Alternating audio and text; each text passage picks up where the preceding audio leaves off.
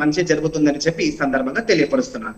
Right Jilani గారు మాట్లాడదాం. వెంకటేశ్వర రెడ్డి గారు ఏమంటారు? ప్రస్తుత పరిస్థితుల్లో మెరుగైన బడ్జెట్ ప్రవేశపెట్టాం అంటున్నారు, ట్రాక్లోకి ఇప్పుడిప్పుడే ఎక్కుతున్నాం అంటున్నారు, బట్ మీరేమో శూన్యహస్తమే కాకి లెక్కలే అంటున్నారు. అదే విధంగా ముందుగా ప్రైమ్ లైన్ ఉన్న పెద్దలకి, రాష్ట్ర ప్రజలకి మీకు శుభ సాయంత్రం. మానవుడే మహనీయుడు, మనిషే దేవుడు, సత్యమేవ జయితే. ఇక పెద్దలు టీడీపీ ప్రతినిధి గారు మాట్లాడుతూ బడ్జెట్ మేము అది చేశాం, ఇది చేశాం, అంత పెట్టాం, కేటాయింపులు ఇంత పెట్టాం అంటున్నాడు.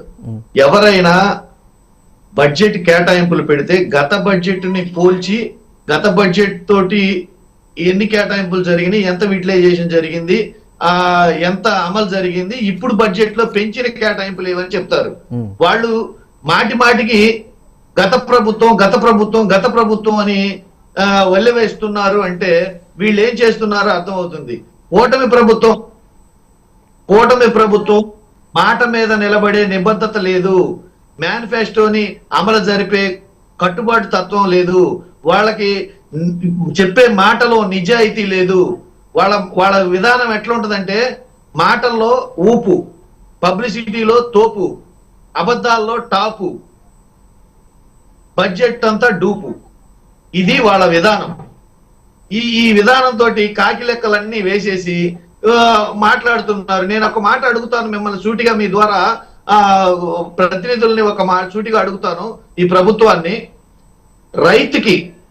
రైతు విధానానికి భారతదేశంలో ఆంధ్రప్రదేశ్ లో 60% వ్యవసాయం మీద ఆధారపడి జీవనం సాగిస్తున్నాం. మనం 60-65%. ఈ 60-65% మీరు కేటాయించిన బడ్జెట్ ఎంత? అందులో మీరు ఈ మద్దతు ధర మీద పెంచిన మద్దతు ధర ఏమన్నా పెంచి కేటాయింపులు చేశారా? శీతల గిడ్డంగులు ఏమన్నా ఏర్పాటు చేశారా? అట్లనే ప్రాసెసింగ్ యూనిట్లు, పంటకు ప్రాసెసింగ్ యూనిట్లు ఏమన్నా ఏర్పాటు చేశారా? క్రాప్ కి ఇన్సూరెన్స్ ఏమన్నా కేటాయింపులు చేశారా? ఈ డీటెయిల్ గా వెళ్తే చాలా ఉంటాయి. ఇక్కడ చంద్రబాబు నాయుడు గారు 4వ ముఖ్యమంత్రిగా అనేక బడ్జెట్లు ఆయన చెప్పడం జరిగింది. బడ్జెట్ లో కేటాయింపులు కనుక చూస్తే అసలు ఆంధ్రప్రదేశ్ ప్రపంచంలోనే నెంబర్ 1 గా ఉండాలి. బడ్జెట్ చెప్పే మాటలు చూస్తే ప్రతిసారి బడ్జెట్ లో అద్భుతాలు సృష్టిస్తున్నాం, అది సృష్టిస్తున్నాం, ఇది సృష్టిస్తున్నాం అంటారు. ఎక్కడికి ముందుకెళ్తున్నాం అంటారు. ఎక్కడికి వెళ్ళామయ్యా అంటే అప్పుల్లో ఉన్నాం. 3 లక్షల కోట్లు సంపద సృష్టిస్తామని చెప్పేసి 3 లక్షల కోట్లు అప్పు చేసాము. అమరావతి పరుగులు తీస్తుందన్నారు, ఇంతవరకు ప్లాట్లు ఇవ్వలేదు. పోలవరం పరుగు పెడుతుందన్నారు, దానికి కేటాయింపులు లేవు. గత బడ్జెట్ లో కేటాయింపులు ఏం చేశారు, అవి ఎంతవరకు యూటిలైజ్ చేశారు, ఇప్పుడు మళ్ళీ కేటాయింపులు ఏమాత్రం అవి సరిపోతాయి అనేది మీరు ఒకసారి గమనించుకోండి. వాళ్ళ అంతరాత్మకే ప్రశ్నించుకోమనండి. ఇక్కడ ఏదో పబ్లిసిటీ స్టంట్ తోటి మేము అది కేటాయించాం, ఇది కేటాయించామని చెప్పేసి మనం ప్రచారం చేసుకున్నంత మాత్రాన ఈ రాష్ట్రంలో పేద ప్రజలకు కావచ్చు, అభివృద్ధి కావచ్చు, కళ్ళకి కనపడకపోతే, చేసింది చూస్తారు తప్పితే మీరు చెప్పిన సొల్లంతా వింటారనుకోవటం పొరపాటు. ఫస్ట్ ఇంప్లిమెంట్ చేయండి. మీరు చెప్పిన మాటల్ని, ఇచ్చిన మాటల్ని ఇంప్లిమెంట్ చేయండి. నిరుద్యోగ భృతికి ఏం కేటాయింపులు ఏమన్నా చేశారా? ఆడబిడ్డ నిధికి ఏమన్నా కేటాయింపులు చేశారా? వైజాగ్ స్టీల్ ప్లాంట్ కి మీరు ఏమన్నా తీసుకురాగలిగారా? ఇక ఈ ఉద్యోగాల కల్పనకు కావచ్చు, ఉద్యోగాల వీటికి కావచ్చు, ఉపాధికి కావచ్చు, ఏమన్నా మీరు బడ్జెట్ లో కేటాయింపులు జరిగినాయా? ఏమి లేవు.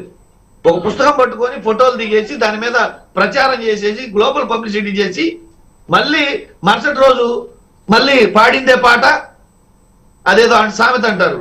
ఈ పాట పాడటం తప్పితే ఎక్కడికి వెళ్ళాం మనం? మన ఆంధ్రప్రదేశ్ 14లో ఈ కూటమి ప్రభుత్వానికి, విభజన ఆంధ్రప్రదేశ్ 14లో ఈ కూటమి ప్రభుత్వానికి అధికారం ఇచ్చింది. మధ్యలో మా పరిపాలన 5 ఏళ్లు పోతే ఇప్పటికి 7 ఏళ్ల పరిపాలన వాళ్ళు ఉంది. ఈ 7 ఏళ్ల పరిపాలనలో అసలు వాళ్ళు ఏం చేశారో చెప్పమనండి. ఎంతవరకు వచ్చిందో చెప్పమనండి.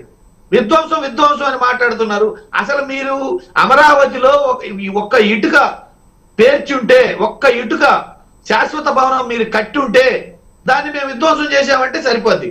మీరు కట్టకనే పోతురి, మీరు కనీసం ప్లాట్లే ఇవ్వకపోతురి, మళ్ళీ మేము దాన్ని కూల్చేసామని చెప్తుండ్రి. ఇంత ఇంత శుద్ధబద్ధాలు ప్రభుత్వ అధినేతలు మాట్లాడొచ్చా? ప్రభుత్వాలు ఒక్క బిల్డింగ్ మీరు కట్టారు, శాశ్వత భవనం ఒకటి కట్టారు, దాన్ని మేమేదో విధ్వంసం చేసామనేది ఒకటి చెప్పండి. విధ్వంసం చేసే ఒకటి చెప్పండి. ఓకే, ఏమీ ఉండదు. రైట్. వెంకటేశ్వర రెడ్డి గారు తీసుకుందాం, సమాధానం తీసుకుందాం.